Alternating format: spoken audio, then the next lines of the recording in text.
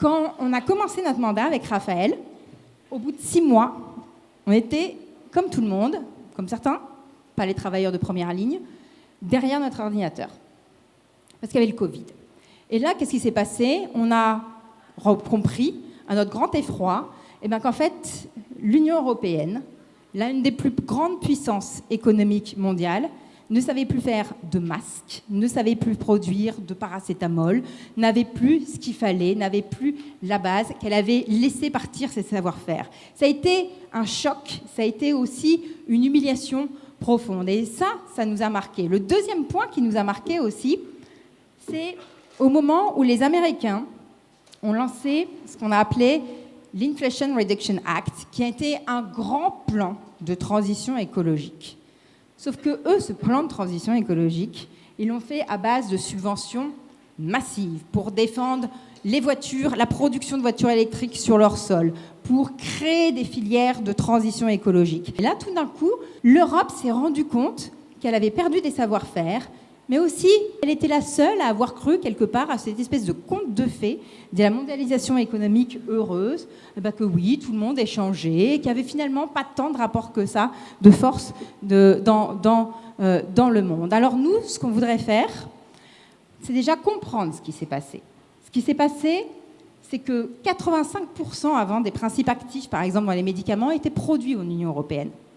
Aujourd'hui, 75% des médicaments sont fabriqués en Chine. Si vous prenez un pays comme la France, qui n'est pas un pays qui n'est pas interventionniste, en 10 ans, de 1995 à 2005, on a perdu la moitié de nos usines. On a perdu un tiers de notre emploi industriel. Un tiers en 10 ans. Et perdre l'industrie, c'est rayer de la carte des vallées industrielles, c'est rayer la carte des territoires. C'est un drame, c'est ce que Louis Gallois avait appelé un drame, et c'est un drame. C'est un drame pour les territoires, c'est un drame social aussi, parce que l'industrie, c'est ce qui protège le plus. C'est des contrats à durée indéterminée, à plein temps, avec des possibilités de progression. Et pendant des années, on nous a dit non, il n'y a pas besoin de ça, c'est complètement has-been, laissez tomber, maintenant c'est la finance, c'est les emplois de service, c'est le digital, etc., etc. Sauf que ce type d'emploi, je suis désolée, mais pour ceux qui connaissent, ce sont des emplois profondément précaires et qui touchent principalement les femmes d'ailleurs. Moi, j'ai grandi en banlieue parisienne. Quand j'allais à la faculté dans le 16e arrondissement, je passais tous les quartiers du monde, je partais à 5h du mat avec les femmes de ménage. Voilà. Et les femmes de ménage, elles étaient bloquées après à la Défense, parce qu'elles devaient faire le ménage à 5h du matin, avant que tout le monde arrive dans les bureaux. Elles ne pouvaient pas rentrer chez elles, parce qu'il n'y avait plus de transport après. Puis après, elles attendaient.